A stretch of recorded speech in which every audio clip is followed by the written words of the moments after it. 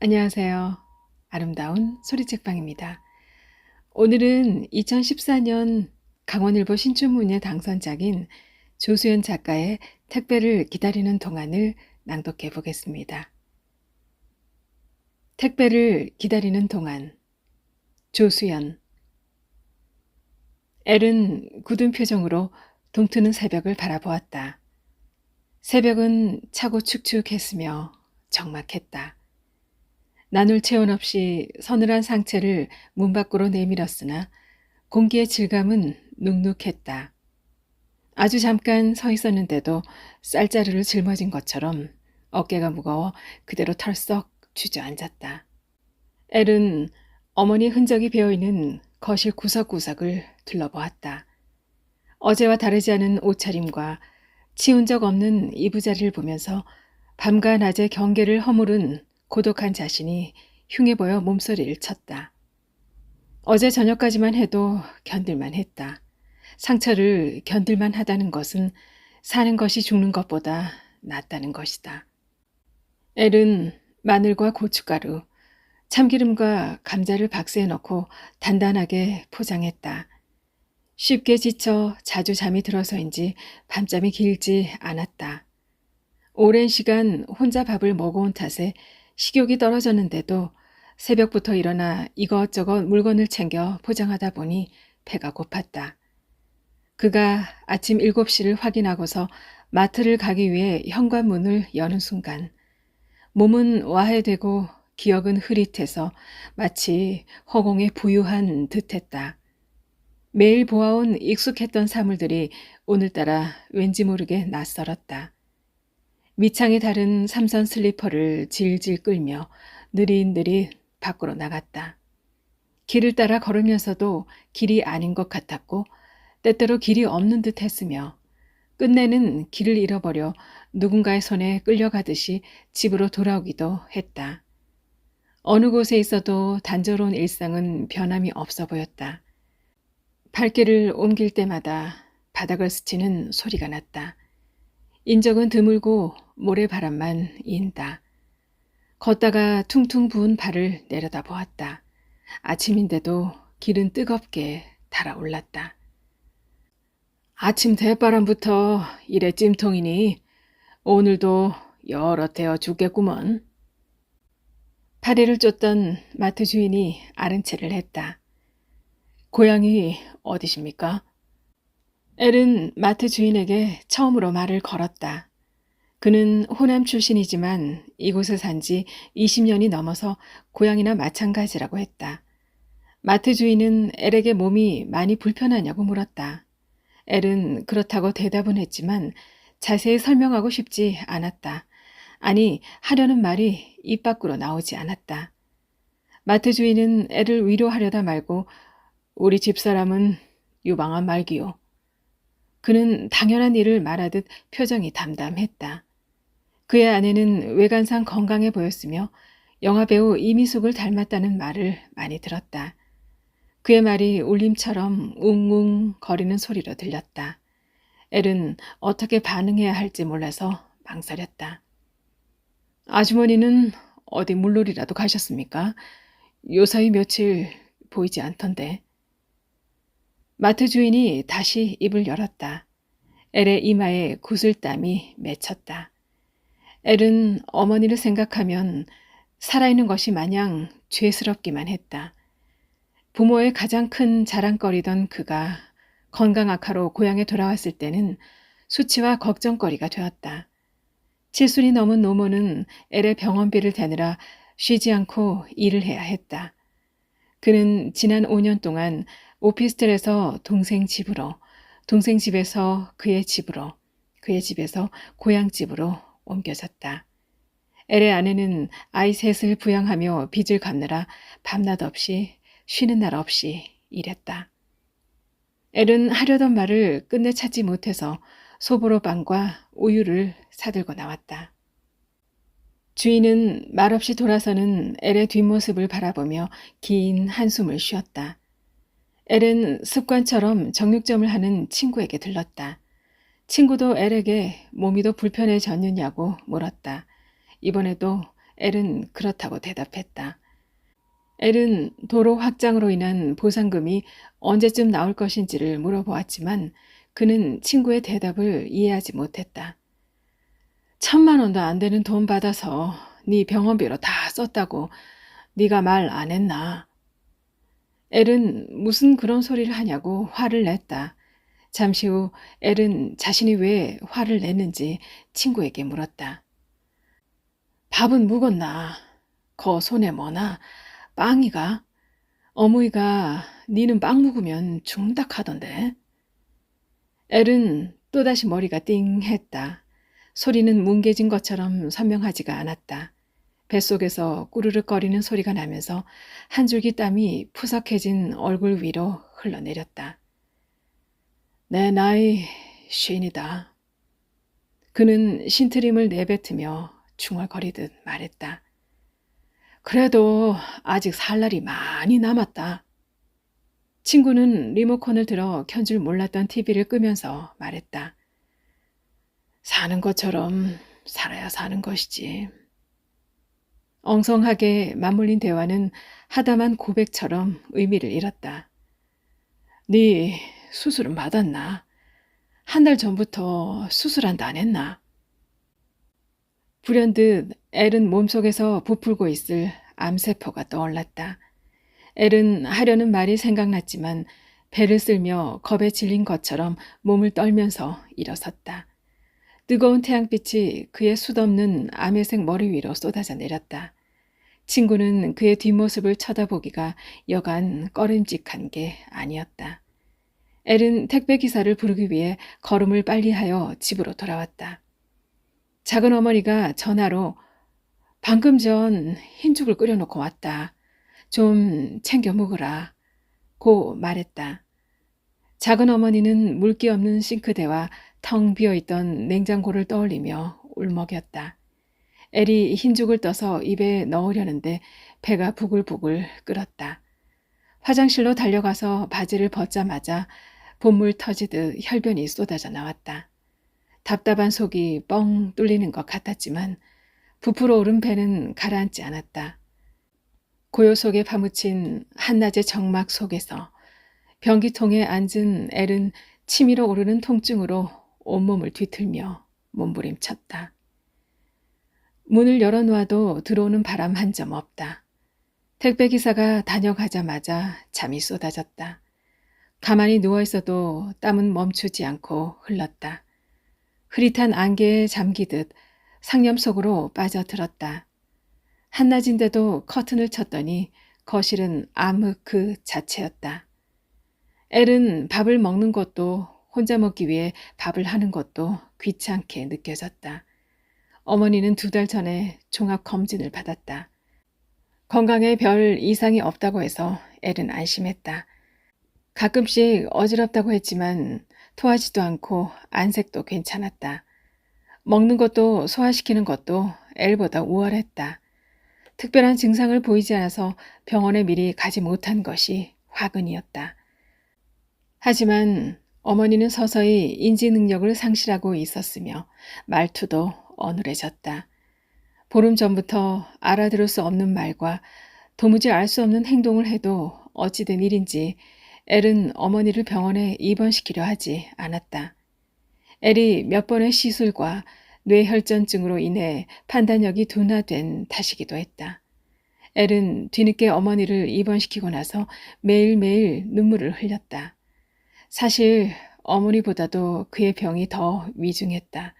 특별히 믿는 신은 없었지만 제발 어머니가 예전 모습을 되찾을 수 있기를 간절히 기도했다. 의사는 엘에게 말기 간암 환자라서 혼자 있지 말라고 당부했다. 당뇨 합병증으로 기능을 상실한 간과 콩팥 옆에는 5개의 종양이 생겨났다. 마침 금요일에 진료를 예약해 두었으니 택배를 받아두고 나서 병원에 가야겠다며 자신에게 괜한 고집을 부리고 있었다. 2개를 제거한 후에 주치의는 병원을 옮겨보자고 했다. 어머니가 최근 심근경색으로 병원에 입원해 있어서 엘은 어머니의 경과를 지켜보고 나서 서울 병원으로 옮기겠다고 했다. 하지만 나머지 3개의 종양은 부풀 대로 부풀고 있었다. 복통은 더해졌다. 발과 종아리가 퉁퉁 붓고 가스가 찼는지 복부가 팽팽하게 부어올랐다. 곧 터져버릴 것 같았다. 누군가는 그랬다. 어차피 인생은 혼자 살아가는 거야. 그는 생각했다. 인생은 혼자 죽어가는 거야. 엘은 새 아들에게 마지막으로 운동화를 사준 적이 언제인지 떠올려 보았다. 다음번에 만나면 운동화를 사줘야겠다고 생각하면서 기저귀 갈아주던 것이 엊그제 같은데 벌써 다 자라서 아빠보다 발도 키도 커졌어 하고 중얼거렸다. 엘은 가족과 떨어져 혼자 살았던 지난 5년 동안 한 달에 한 번씩 택배를 보냈다. 매년 여름에는 새 아들의 신발을 사서 보냈고 백화점 세일 기간에 옷을 사두었다가 함께 포장했으며 서점에 들러 베스트셀러와 참고서를 사서 보내기도 했다. 소설은 주로 블루픽션 시리즈였으며 영화로 제작된 요리 만화와 챔프 코믹스에서 출판한 일본 만화도 있었다. 물론 살아남기 시리즈물이나 역사와 신화를 다룬 학습 만화와 판타지 소설도 있었다. 어머니에게는 건강보조식품을 보냈다. 새 아들의 발은 1년에 10mm씩 자랐다. 작년부터는 막내의 키가 엘을 훌쩍 넘어섰다. 엘은 택배가 도착할 때까지 늘 긴장했다.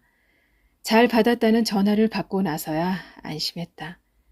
물건을 준비하고 포장한 뒤에 택배를 보내고 나서 도착하기까지의 시간은 그가 실패자가 아닌 새 아들의 아버지와 한 집안의 장남으로서 살아있는 가치를 느끼게 했다. 그가 첫 택배를 보내고 나서 막내 아들 준의 전화를 받았을 때 걷잡을 수 없는 희열이 솟아났다. 아빠, 택배를 기다릴 때는 아빠를 기다리는 것처럼 기대가 되고 택배가 도착하면 아빠한테 선물을 받는 기분이야. 그는 아주 잠시 그게 그가 그동안 잊고 살았던 행복의 기운일지도 모른다는 생각을 했다. 첫 아들 현과는 정확하게 언제부터였는지 알 수 없지만 서먹한 사이가 되었다. 엘은 현이 초등학교에 입학하던 날 첫째가 20살이 되면 오토바이를 타고 함께 여행을 할 거야 라고 딸만 둘을 두었던 친구에게 다짐하듯 말했다. 현은 첫 아들답게 듬직했다. 고등학교를 졸업할 때까지 주기적으로 표창장을 받았고 반장을 했다. 엘의 새 아들에 대한 애정은 각별했다. 그는 성별에 집착하거나 둘째나 셋째가 아들인 것에 대해 불평하지 않았다. 오히려 밥 먹지 않아도 배부르다며 뿌듯해 했다. 아이들이 어려서 손이 많이 가는 시기에도 휴일에는 함께 마트를 가거나 자주 외출했다. 둘째 견은 살가움으로 자칫 무관심할 뻔했던 존재감을 스스로 찾는 아이였다. 견은 자라면서 사막에 버려져도 살아서 돌아올 것이라는 말을 자주 들었다. 엘은 그 녀석은 어디로 튈지 모르는 탁구공 같아 라는 말을 자주 했다. 셋째 주는 걸음마를 하기 전부터 계곡 캠프에 잘 적응했다. 타고난 체질이었을까? 구명조끼를 입혀놓으면 해가 뜰 때부터 질 때까지 물에서 나오지 않았다. 결국은 수영선수가 되었다가 올해 그만두었다. 금세 하루가 저물었다. 엘의 하루는 망각의 심연 속으로 사라지거나 침몰한 배처럼 한없이 심해로 가라앉았다. 엘은 해걸음 무렵에 누운 채로 피를 토하고 설사를 하며 설핏 잠에서 깨는 것 같았다. 그는 희미한 의식으로 아련한 통증을 느꼈지만 잠에서 깨고 싶지 않았다. 하지만 준과의 통화는 거르지 않았다. 아내는 밤늦도록 일하느라 준의 저녁을 챙겨주지 못했다. 엄마가 없어서인지 준은 아직 저녁을 먹지 않았다고 했다. 그가 서둘러 시골로 내려오지 않았으면 지금쯤 준의 저녁을 챙겨주고 있었을 텐데 하며 며칠 더 머물다 오지 않은 것을 후회했다. 뭐든 맛있게 먹는 준을 생각하면서 마지막으로 만들어준 음식을 머릿속에 떠올려 보았다. 토마토를 넣지 않은 미트볼 스파게티였다. 평일에는 산책을 하고 마트를 가고 저녁을 준비하고 배드민턴을 치고 주말에는 계곡에 텐트를 치고 낚시를 했다. 자식이 옆에 있으면 없던 힘도 생기는구나. 불과 일주일 전의 일이다. 이번에 올라가면 강아지도 분양받고 아빠랑 노래방도 가자. 집안 형편 탓에 좋아하던 수영을 그만두다니 혼자 집에 있는 시간이 늘면서 몸이 많이 불었다. 아빠, 강아지 키우게 해주면 살 뺄게요. 준이 자주 하던 말이 떠올랐다. 준은 낯가림이 심해서 혼자 있을 때가 아니면 노래를 부르지 않았다. 막내의 노래 부르는 모습이 궁금했다. 준이 어찌나 좋아서 소리를 질러대는지 엘은 노래방에 가자는 그 다음 말을 되풀이하지 못했다. 전등을 켜지 않은 실내는 이미 낮보다 어두웠다. 풍경은 죽은 듯이 고요했다. 엘은 끙끙거리며 일어나 커튼을 거두었다. 갑자기 유리창으로 후두둑 빗방울이 부딪혔다. 천둥이 치고 번개가 번쩍거렸다. 이따금 거실이 밝아졌다가 다시 어두워졌다. 가문 끝에 내리는 비가 왠지 좋았다. 창문을 열었다. 멀리 보이는 산등성이와 바로 앞 건물의 실루엣과 가로등 불빛 말고는 세상의 모든 것과 단절된 것처럼 사방에 빗소리만이 가득했다. 습한 바람이 푸석해진 살갗을 적셔주는 것 같았다. 그는 한동안 못 박힌 듯 서서 오랜만에 찾아든 감성에 젖어들었다. 묵묵히 고요에 파묻힌 집을 둘러보았다. 들춰내지 않으면 영원히 묻힐 것 같은 과거의 흔적들이 의미를 상실한 채 무덤처럼 잠잠했다. 고독은 그의 심장을 관통해 아주 빠른 속도로 일상의 경계를 허물었다. 비는 점점 더 거세지고 있었다. 천둥과 함께 자신의 몸속에서 수천 개의 세포들이 폭발하거나 끊임없이 뒤섞이는 소리가 들렸다. 잠시 섰는데도 다리가 아팠다. 다시 소파에 비스듬히 누워 눈을 감았다. 삶이 아련하게 느껴졌다. 아무리 음울한 분위기라도 아직 앳된 얼굴인 준을 생각하니 입가에 미소가 번졌다. 남은 종양 3개를 시술하고 나면 더 열심히 살아서 아들 장가가는 것은 보고 가야겠다. 는 생각을 하며 잠으로 빠져들었다. 그가 잠들어 있는 동안 하루의 대부분이 꿈처럼 사라졌다. 밤사이 비가 그치고 태양빛은 또다시 거실 안으로 쏟아져 들어왔다. 엘은 하루 종일 이불 속에 누워 아내 전화를 기다렸다. 전화를 걸어볼까 하다가 조금만 더 기다려보기로 했다. 이심전심이었을까. 아내도 엘에게 택배를 보냈다고 전화를 했다. 내일이면 도착할 것이라고 아내가 말했다. 택배가 잘 도착했다는 전화를 받으면 마음을 놓을 수 있으니 택배가 도착하면 전화 한 통화만 넣으라고 부탁했다. 하지만 하루가 다 저물어 가도 연락이 없어서 전화를 걸어 보았더니 아직 도착하지 않았다고 했다. 아내가 택배 회사에 전화를 걸어 보겠다고 했다. 새끼를 굶고 6번이나 설사를 한 뒤에 아내로부터 전화가 왔다. 택배가 밀려서 내일 오전에 배달 오기로 했으니까 걱정하지 말라며 몸은 괜찮아요? 하고 안부를 물었다. 엘은 생각해보니 다음 주에 올라갈 건데 괜히 택배를 보냈어. 하고 아내에게 말했다. 통화를 하는 동안 정신을 차릴 수 없을 만큼 통증이 밀려왔지만 그게 죽을 만큼 큰 고통은 아니라고 생각했다. 엘은 출판 사업을 했었다. 논술 학습지를 새롭게 제작해서 가을에 출판할 계획으로 봄부터 여름까지 유명한 강사들을 영입했다. 성공만 한다면 그동안 투자했던 돈의 수십 배를 벌어들일 것으로 확신했다. 논술 비중이 늘어난다는 대학 입시 제도는 소문으로 막을 내렸다. 엘의 아내가 더 이상 투자는 무리니까 여기서 멈추자는 말과 함께 돈보다 중요한 게 사람 목숨이라고 생각해요. 사실 이 돈이 밑빠진 독에 물 붓기라는 것을 알아요. 알면서 대출 받았어요. 마지막이에요. 서둘러 결정을 내려요. 우리에겐 지켜야 할 아들이 셋이에요. 그는 아내의 말에 꿈쩍하지 않았다. 엘은 이미 몇 천만 원이나 몇 억의 개념을 상실한 뒤였다. 수시 모집에서 입학사정관 제도가 특목고 출신을 우대한다고 했다. 특목고를 보내기 위해 초등학교부터 선행학습에 들이는 사교육비가 전체 소득의 반 이상을 지배하고 우리나라 입시 제도는 1945년 해방 이후 평균 4년에 한 번씩 16차례나 바뀌었어. 언제부터 교육 정책이 사교육을 줄이기 위한 정책으로 바뀌었는지 말이야. 엘은 사업 실패의 원인이 교육 정책 탓이라고 말했다. 교육은 대학을 가기 위한 수단이 아니라 인간의 가치를 높이고자 하는 행위야. 아내는 엘이 만들고자 했던 논술 학습지가 수단도 행위도 될 수 없었나를 잠시 생각했다. 엘은 그렇게 말하면서도 자신이 얼마나 분별 없는 투자를 했는지 속으로 한탄했다. 팔 수 있는 것들을 모두 팔아 빚을 갚아도 남은 빚은 여전히 산더미 같았지만 아내는 엘의 실패를 따지지 않았다. 아내는 지난 실수보다 앞으로 해결해야 할 문제가 더 복잡하다는 것을 알고 있었다.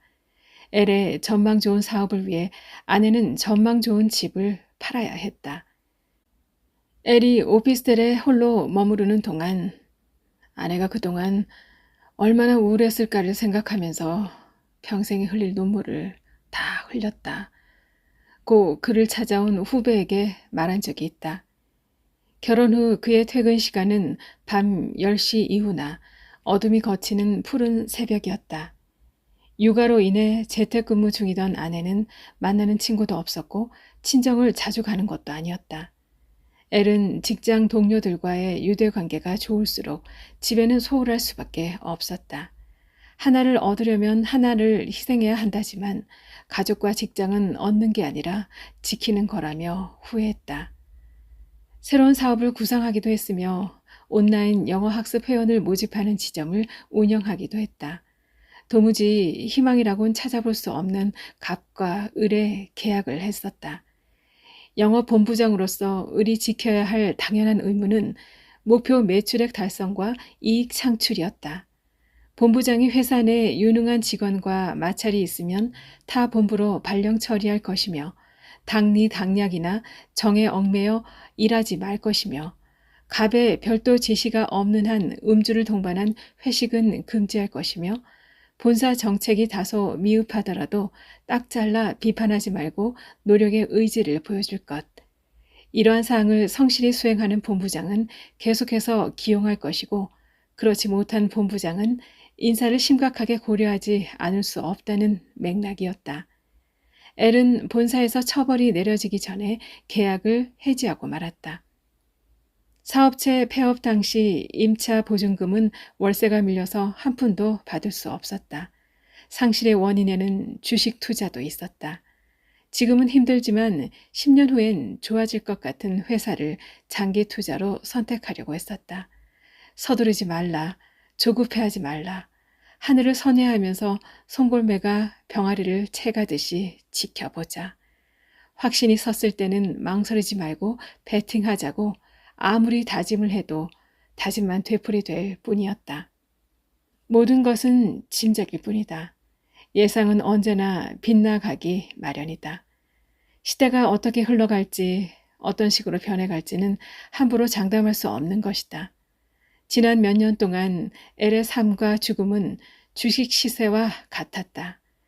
아침에 눈을 뜨면 살고자 하는 욕망이 치솟다가도 오후 4시를 넘어서면 죽고 싶은 절망감에 휩싸였다. 그는 온갖 고수들이 판치는 정글에서 속수무책으로 무너졌다. 작은 흐름에 쉽게 휘둘렸다. 시세가 상승 기류를 타면 사지 않고는 배기지 못했고 하강 기류에 놓이면 불안감에 팔 수밖에 없었다. 사면 떨어지고 팔면 언제 그랬냐는 듯이 올라갔다. 잃은 돈을 만회하기 위해 돈을 빌리는데 한계를 두지 않았으며 그만둘 때를 알지 못하고 끈질기게 밀어붙였다. 처절한 도박이었다. 한번 무너지면 정신을 차리지 못하고 평정심을 잃었다. 결과는 뻔했다. 손해로 막을 내렸다. 그는 자기 자신이 저평가되어 있어 투자만 받으면 다시 회복할 수 있다고 자신했다. 하지만 아무도 다시는 그의 인생에 격려와 지지를 하지 않았다. 사실 세상은 실패에 그다지 너그럽지 못하다. 모든 것은 실패로 끝났다. 그의 인생 한 방은 도박이었다. 엘은 세상의 끝을 보는 것 같았다. 오피스텔 보증금을 잃고 사채까지 늘었다. 식후 혈당은 400을 넘었고 몸은 구석구석 성한 곳이 없었다. 자주 피곤했고 쉽게 지쳤다. 한때 잘 나가던 시절의 동료와 친구들과의 연락도 끊어진 지 오래다. 엘은 매일매일 어떻게 일어서야 할 것인가 보다는 어떻게 죽어야 할지 몰라서 고민했다. 엘은 과거의 돈을 회수할 수도 늘어나는 빚을 줄일 수도 없다고 단정 지었다. 49. 엘은 더 이상 살고 싶지 않아서가 아니라 단지 돈 때문에 죽음을 생각했다. 그 후 엘에게 삶의 의지가 강렬했던 때가 한 번 있었다. 시골집으로 거처를 옮기고 나서 맞이하는 첫 명절이었다. 새 아들을 버스에 태워 보내려니 마음이 서글펐다. 늘 막내가 걸렸다. 정기검진도 받아볼 겸 아이들을 집에 데려다 주기로 마음먹고 나니 가져갈 것이 많았다. 과일 한 상자와 기관지가 약한 아내를 위해 배와 도라지를 넣어 즙을 낸 박스가 2개, 햅쌀 한 자루와 고구마 한 상자를 실었더니 트렁크에 가득 찼다. 엘의 어머니는 변함없이 그동안 쓰지 않고 모아두었던 돈을 허리춤에서 꺼내 손자들 손에 꼭 쥐어주었다. 그녀는 첫 아들인 엘을 낳았을 때처럼 첫 손자 현을 보았을 때도 똑같은 말을 했다. 내가 너 때문에 산다. 엘이 어머니나 쓰시라며 극구 말려도 너는 참견하지 말라며 아들에게 화를 냈다. 다행히 고속도로는 막히지 않았다. 상행선이었고 서둘러 출발한 탓에 고속도로 진입은 순조로웠다. 단지 속이 타는 듯이 쓰려서 신경이 쓰였다. 고속도로로 진입하기 전에 주유를 하고 나서 화장실에 들러 대변을 보는데 온몸에 땀이 났다. 지난밤에 늦게 잔 것도 아니고 잠을 설치지도 않았고 힘든 일을 한 것도 아닌데 갑자기 졸리기까지 했다. 긴장하면서 운전을 했는지 또다시 배가 아팠다. 첫 휴게소에서 화장실에 들러 볼일을 보고는 손을 씻으면서 침을 뱉었는데 울컥하더니 검붉은 피가 나왔다. 덜컥 겁이 났다. 식도 정맥이 터졌을지도 모르겠다고 생각했다. 하지만 그 후로 피가 나지 않아 다시 출발했다. 눈꺼풀이 무거워지고 졸음이 쏟아졌다. 새 아들을 생각하며 희미해지는 의식을 잡았다. 2번째 휴게소에 들렀다. 상복부가 부풀어 올랐다. 통증이 몰려왔다. 엘은 더 이상 운전을 계속할 자신이 없었다. 쉬어야 할지 그대로 서둘러 가야 할지 갈피를 잡지 못했다. 새아들의 걱정스러운 눈빛과 마주쳤을 때 엘은 뒤돌아 볼 것도 없이 그대로 시동을 걸었다. 사고가 날 뻔했던 순간도 있었다. 엘은 휴게소마다 들러서 10분 정도 쉬었다. 엘은 아내에게 휴게소에서 오랫동안 쉬지 않은 것이 자신을 살렸다고 말했다. 서서히 차가 밀리기 시작하면서 복통이 심해졌다. 통증이 심해져서 집까지 갈 수 없을 것 같았다. 엘은 집이 아닌 병원을 향해 차를 몰았다. 아내에게는 병원으로 와서 새 아들을 데려가라고 전화했다. 엘이 응급실로 달려가서 의사에게 말하려는데 토하듯이 피가 쏟아져 나왔다. 엘의 아내는 그가 약 2리터 정도를 토했으며 죽지 않은 게 다행이라는 말을 담당 의사에게 들었다. 엘의 예상대로 식도 정맥이 터졌다. 검사를 받고 시술을 하는 동안 간경화로 복수가 찼고 간성 혼수가 왔다. 병원에서는 회복될 가능성이 희박하므로 마음의 준비를 하라고 했지만 그는 10일 만에 혼수 상태에서 깨어났다. 그는 긴 잠에서 깨어난 사람처럼 편안해 보였다.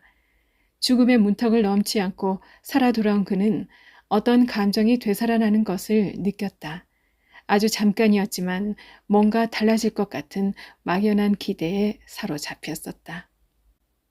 엘은 환자를 시체 취급한다며 간호사들을 욕하거나 불편한 환경을 비난했다. 팔다리가 묶인 중환자에게 기도가 막힌다며 한 모금의 물도 허락하지 않은 것을 두고두고 원망했다. 아내에게 물 좀 달라고 하소연했지만 물을 적신 거즈만 물리게 했다. 현의 연락을 받고 늦게 도착한 동생들은 그를 언짢아 하거나 낯선 사내를 대하듯 했다. 그들의 생일을 챙기고 매달 집으로 초대해 식사를 하거나 부모의 병원비 혹은 그 외 대부분의 지출이 엘에게서 일어났지만 말 그대로 그 모든 것은 과거가 되어버렸다. 엘이 실패자가 되는 순간부터 그들에게는 회피의 대상이 되었다. 그들은 엘의 나락을 외면했다. 동생의 집에 머물렀던 짧은 기간 동안 재수는 그와 관련된 현실이 억울하다며 매일매일 시부모에게 하소연했다. 엘이 동생들에게 직접적으로 피해를 주거나 돈을 빌린 적은 없지만 시골 땅의 일부를 팔아 아들의 회생을 도우려 했던 부모를 형 대신 원망했다. 엘의 아내는 별다른 불평 없이 자신의 역할에 충실했다. 그녀가 묵묵히 일만 하며 사는 동안 30대의 절반을 잃어버렸고 무기력한 40대는 저절로 찾아왔다. 그녀의 표정은 어딘가 부자연스러웠다. 슬프면서도 당차 보였다. 제 손바닥으로 바닥을 짚고 일어서야 해. 남의 손을 잡다 보면 자꾸 의지하게 되거든. 그녀의 어머니는 그렇게 말하면서도 젊은 딸이 안타까웠다. 자식은 엄마 복을 닮는다더니만. 엘은 점차적으로 간암에 대한 공포를 느끼지 않았고 죽음을 두려워하지 않았다. 무기력해지는 엘의 심장은 아이들과 어머니를 생각할 때 잠깐씩 뜨거워졌다가도 금시에 쇠약해져서 급하게 식었다. 몇 차례 시술과 혼수를 겪고 나더니 엘은 환갑을 넘긴 초로의 얼굴로 변했다. 해병 수색대 출신으로 30명의 직원을 두었던 사업가의 늠름한 태는 찾아볼 수 없었다. 헐렁한 추리닝을 입었고 퉁퉁 부어오른 발 때문에 겨울에도 슬리퍼를 신었다. 더 이상 그가 보낸 문자에 아무도 답을 하지 않았다. 엘은 여전히 재기를 위해 끊임없이 사업을 구상했다. 화장품 원료나 낚시 미끼로 쓰이는 지렁이 사육을 해볼까? 시골집을 팔아 평수 적은 연립주택을 얻은 나머지를 투자해 게스트하우스를 차려볼까? 시골집 근처에 칼국수 식당을 차려볼까 하는 사이 몸은 점점 수척해지고 무능해졌다. 엘은 의사로부터 시각장애, 언어장애, 어지럼증이 그 원인일 수 있다는 말을 듣고도 내가 왜 이러지? 라는 말만 되풀이했다. 엘은 머리부터 발끝까지 통증을 느꼈다. 얼마나 시간이 지났는지 몰랐다. 그는 땀에 흠뻑 젖어 있었다. 이불장에 있는 이불을 죄다 꺼내와 바닥에 깔았다. 오직 오늘 밤만 견디지 않은 것 외에 아무런 판단이 서지 않았다. 아주 빠른 속도로 혈관이, 심장이, 보이지 않는 몸속 구석구석이 타들어가는 듯했다. 모든 신경세포가 되살아나 통증을 극대화시켰다. 도저히 참을 수 없어서 몸을 헐떡이며 틀어 막았던 입을 벌리자마자 신음이 터져 나왔다. 엘은 있는 힘껏 부르짖었다. 정육점 친구는 잠결이었지만 심상치 않은 비명을 들었다. 옷을 대충 걸치고 엘의 집으로 달려갔다. 이미 이불 위에는 붉은 피와 토사물이 참혹할 정도로 가득했다. 정육점 친구는 구급차를 불렀다. 혼자 쓸쓸하게 절규하는 그 순간에도 엘은 알지 못했다. 어렴풋이 짐작조차 하지 못했다. 그의 생명이 한계에 도달했다는 것을. 엘의 아내는 출근하기 전 현에게 2가지 당부를 했다. 아빠가 보내준 택배가 도착할 것이니 잘 받아두라는 것과 받고 나서 아빠에게 전화를 하라는 것이었다. 아내는 엘이 시골집으로 내려가던 날이 떠올라서 기분이 언짢았다. 그날 오후 엘은 좀처럼 달라지지 않은 현의 습관을 나무랬다. 저도 그것 때문에 몹시 화가 나지만 참고 있어요. 지금은 우리가 야단친다고 해서 달라지지 않아요. 말은 그렇게 했지만 현 때문에 화가 나는 것이 아니라 현의 습관이 자신의 교육 탓이라고 비난하는 것처럼 느껴져서 속상했다. 내가 100% 장담하지만 저런 습관의 아이들은 성공할 수 없어. 어쩌면 자기 아들을 저런 식으로 낙인할 수 있는지 엘의 부정적인 말이 아내를 자극했다. 그래요. 내 탓이에요. 그래도 나 나름대로 아들셋 제대로 키워보려고 얼마나 기를 쓰고 살았는지 알면서 그런 말을 해요? 아내는 지난 서러움을 토로하듯이 엘을 향해 마구 쏟아 부었다. 엘은 말없이 짐을 챙겼다. 아내도 할 말을 잃어 잠시 감정을 사귀기 위해 의자에 걸터 앉았다. 집에 가서 정리할 게 있어서 잠깐 다녀올게. 아내는 화를 내서 미안하다는 말과 내일이면 견이 방학을 해서 오니까 보고 가라는 말을 하려다 말고 침묵했다. 엘은 그대로 가방을 들고 밖으로 나갔다. 아내는 견의 방으로 가서 베란다 문을 열고 주차장을 내려다보았다.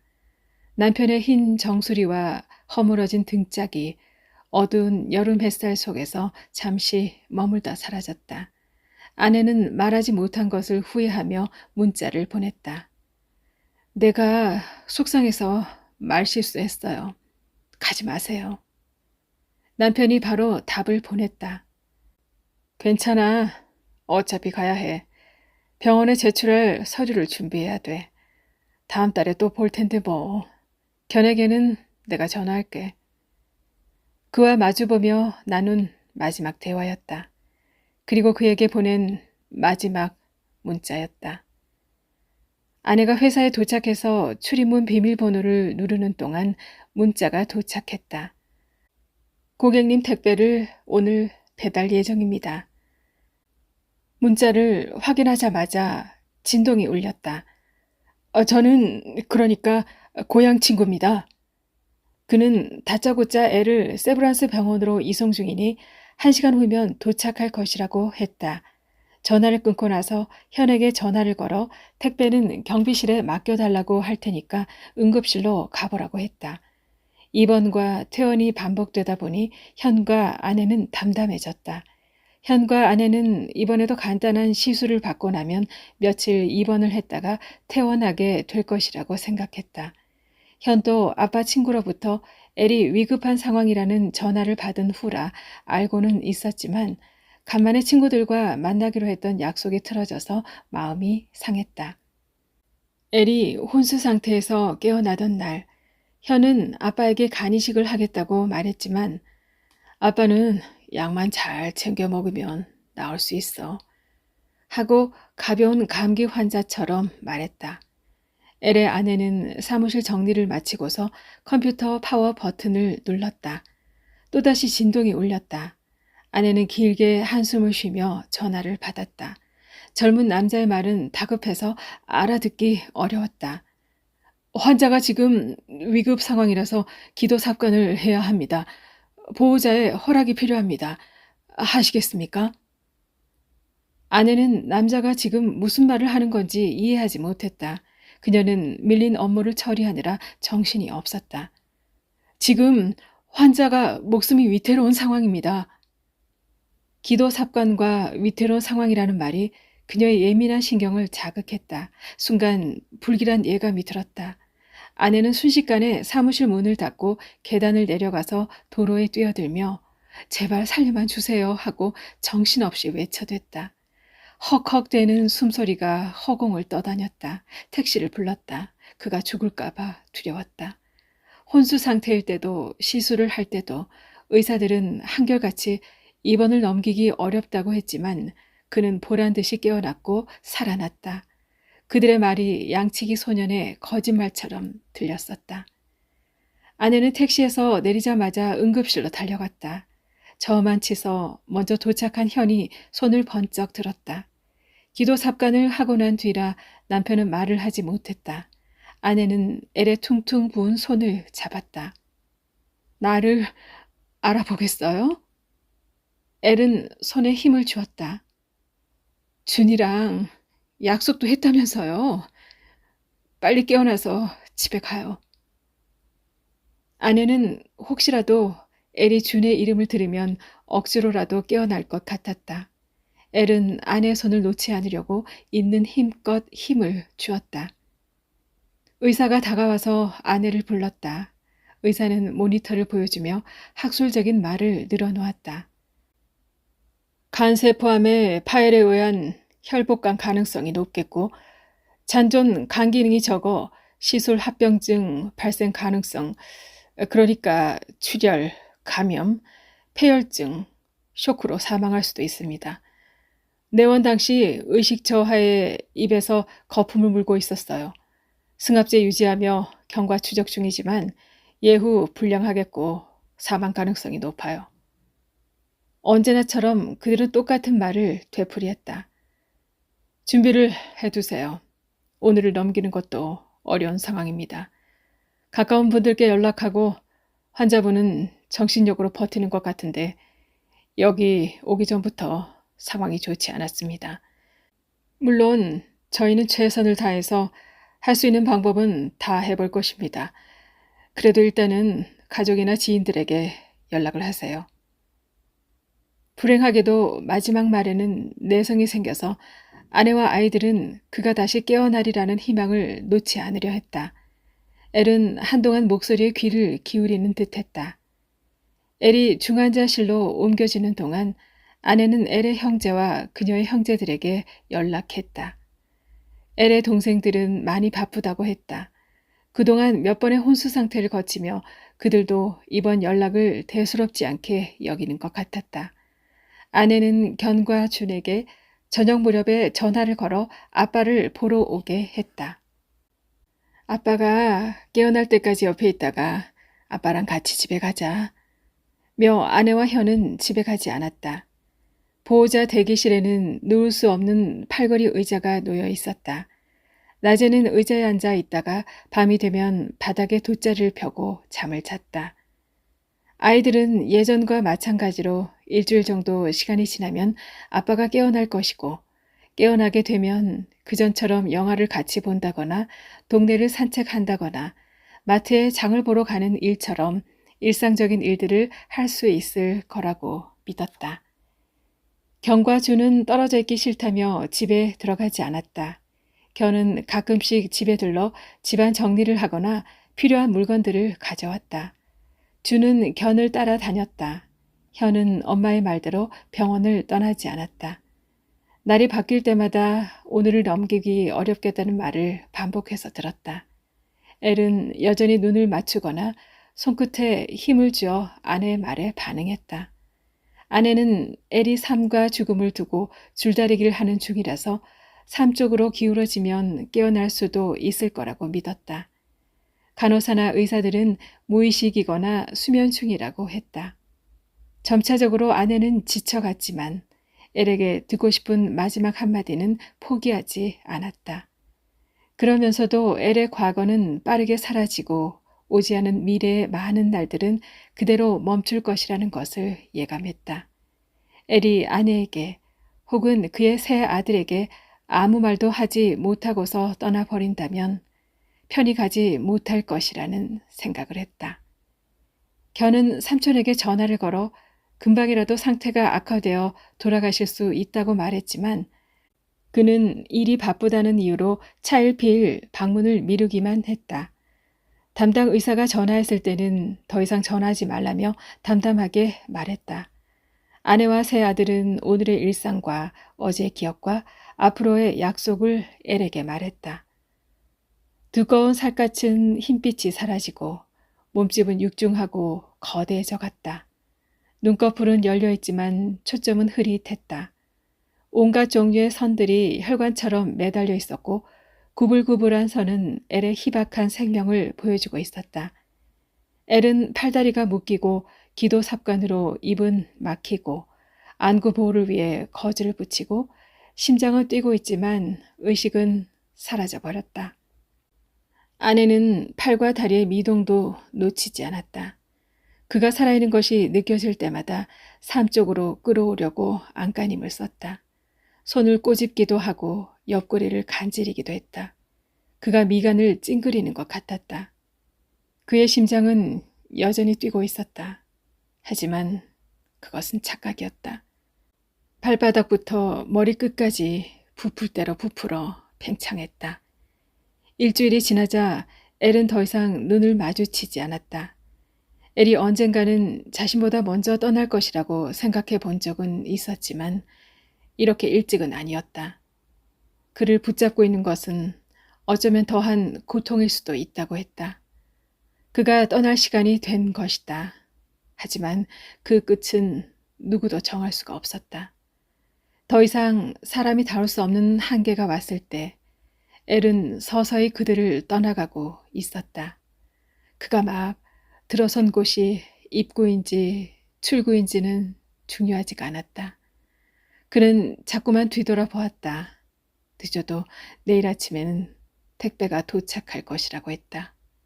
다만 그는 오늘 택배가 잘 도착했다는 말을 듣고 싶을 뿐이다. 그리고 또 한 가지, 하루만 더 버티면 아내가 보낸 택배를 받을 수 있다. 엘은 할 수 있는 한 견디려 했다. 그의 아내는 더 이상 무슨 말을 해야 할지 몰라서 막막하기만 했다.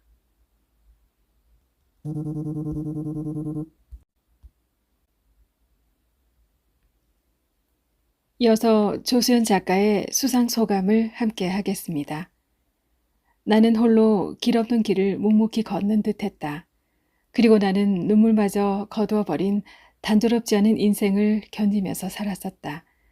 살아있는 동안 내게는 여러 날들이 있었다. 낙조를 바라보며 쓸쓸히 아팠다. 길고 긴 터널 속에 갇힌 듯했으며 사방 어디에도 빛은 없는 듯했다. 그럼에도 꿈을 보려 했다. 지난밤에도 나는 10년 해를 함께 보낸 낡은 노트북 앞에 있었다. 문을 열고 세상으로 들어가는 순간이었다. 회복의 시간이었다. 내게 있어 소설은 어디에도 털어놓을 수 없는 길고 긴 혼잣말이었다. 멈출 수가 없었다. 이런저런 날들 중에서 당선 전원을 들은 날은 견딤의 날이 아닌 삶의 날이었다. 자료 수집차 정선을 돌고 있을 때였고 배가 고파 밥 한 술 입안에 넣으려던 순간이었다. 길고 긴 터널을 빠져나와 햇빛 아래를 오롯이 걷는 기분이었다. 집으로 돌아오는 시간 나는 좀 더 오래 살기 위해 느릿느릿 걸었으며 저속으로 운전했다. 내 지나온 삶에 머리 숙여 위로를 전한다. 영면하신 아버지, 떠난 지 100일이 지난 내 영혼의 그대, 아직도 아기처럼 나를 보듬어 주시는 어머니와 가족들, 아픈 시간 위로와 힘이 되어준 친구들, 지지해준 동기들, 문을 열어준 강원일보에 깊은 감사를 전한다. 엄마, 내게 관심 좀 갖지. 미안했다, 막내야. 헌도, 헌재, 헌준, 나의 세 아들에게 기쁨을 전한다. 또한 당신께 전합니다. 택배 잘 받았어요? 그러니 안심하세요.